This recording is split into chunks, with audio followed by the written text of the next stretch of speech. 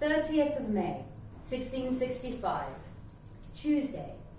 After nightfall, Bloody Tower, the Tower of London, England.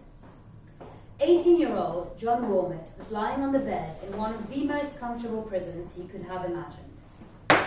His temporary accommodations in Bloody Tower resembled the small wing of a castle, with all the luxuries an earl could need. He had a bedchamber and a reception room with a writing desk. He had rather enjoyed the last 2 weeks of solitude in the tower. There had been no mother to hassle him, no courtly obligations for the king, but, regretfully, not much company either. After the previous summer, when John had run off to London to escape his predicament with Louisa, he was incredibly surprised to be offered a position at the Whitehall Palace as part of the king's entourage. He had made his formal debut in the royal court on Christmas Day that same year, though as soon as he had found out that it was Louisa's intervention that brought him to the palace, he was deeply suspicious of her continued intentions. Since then, he had done as much as he could to evade having to have direct conversation with her. They had greeted each other politely, although coldly. "My lord," a voice said, wrenching him from his thoughts. John looked up to see the tower guard leaning in his bedchamber doorway. "Am I to have no privacy?" John barked irately at the guard. "This is a prison, my lord," the guard reminded the earl solemnly. "However, my lord does have a visitor." "A visitor?" John rose hurriedly from the bed and pulled at his clothes. "Who would call at this hour of the night?" The guard did not give him any more information about the anonymous visitor, but instead responded, "If anyone asks, I knew nothing about this." Mischievously intrigued, John, who never prayed, started begging the heavens for it to be one of his lovers calling, or, at the very least, a willing participant. John all but sprinted into the reception room until he heard a familiar woman's voice thanking the guard as the door to the tower closed. "Oh, fuck no," John blurted out as he turned to face him. "This is hell." "It is good to see you too, John," Louisa said, unsmiling. "How did you persuade them to let you in here?" John continued, pretending not to have heard her. Louisa ignored him. "You are a fool, John." He sighed dramatically. "Is that because I want to marry Lizzie, or because I would not marry you?" Louisa scoffed. "Why do you insist on biting the hand that feeds?" She walked towards the sideboard where a tray of wine was laid out. "Do not touch my wine," John shouted at her. Louisa poured the wine regardless. "This is the king's wine," she reminded him calmly. "I am the king's daughter. You are a prisoner, and I will have as much of it as I please." "What in blazing hell do you want, woman?" John fell exasperated onto a chair. "Since you insist on staying, I have come to ask you what you were thinking kidnapping Elizabeth Mallet." "No, you have come to gloat in my misery," John countered immediately. "You want to punish me for not choosing you. I am not as vindictive as you are." John stared at Louisa in amused surprise as she gulped down her wine. "You have been a powder keg in society ever since you returned from France," Louisa started, "and it is time for you to stop spitting in my father's face. He thinks of you as a son and, only because he cannot have one of his own—" "Shut up, John," Louisa ordered crossly.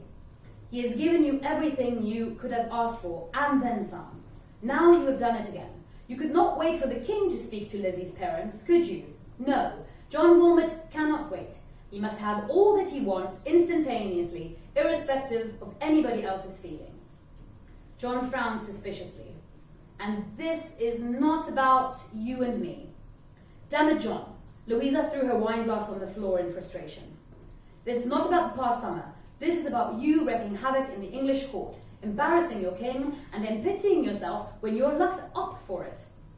"I need some wine," John announced, preparing to rise. "Sit down, John, or so help me God."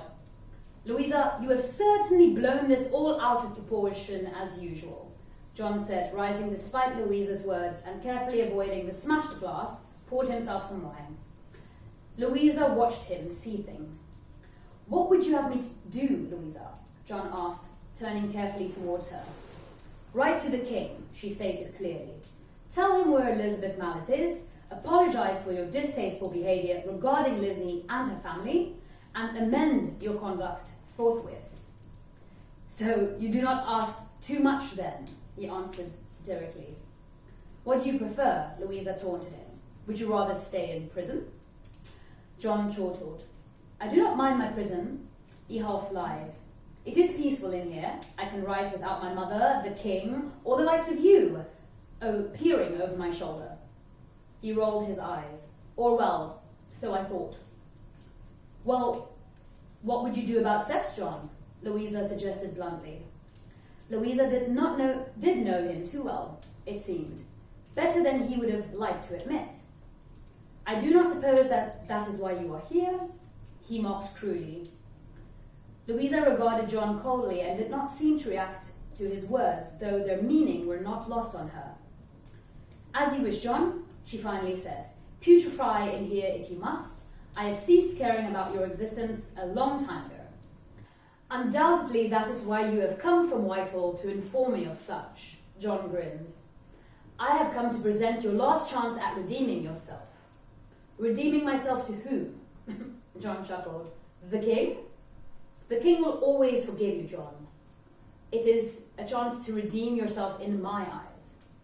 Louisa, I am sorry for the misunderstanding that we had over the summer, but no, John, Louisa whispered dangerously. I was not wounded at the words in your letter, but at you fleeing like a coward. I had business to... Liar! I did! You were petrified of the king and could not dare pursue his daughter. No, Louisa, John contradicted. I just do not love you. She was no longer livid, but injured. You have got to stop this infatuation with me, Louisa, John said clearly. I cannot give you what you want, unless what you want is physical. I will not be one of your whores. Well, I will never be your husband, John responded. I am not interested. I will never be interested. Well, why not? She gambled to ask. What is wrong with you? John sighed melodramatically. Louisa, those who do not love you are not therefore flawed. Perhaps it is time to ask what is amiss in you. Louisa had been holding a roll of parchment containing her latest writing in her left hand the whole time that she had been there, and had at that moment flung it at John with as much strength as she could muster, shouting, I loathe you. 3 days after Louisa had left, John gathered the parchment and started reading her writing. He was so astonished by her skillfulness and progression that he had decided to write a letter to her that evening, apologizing and suggesting that they continue their professional relationship via letter.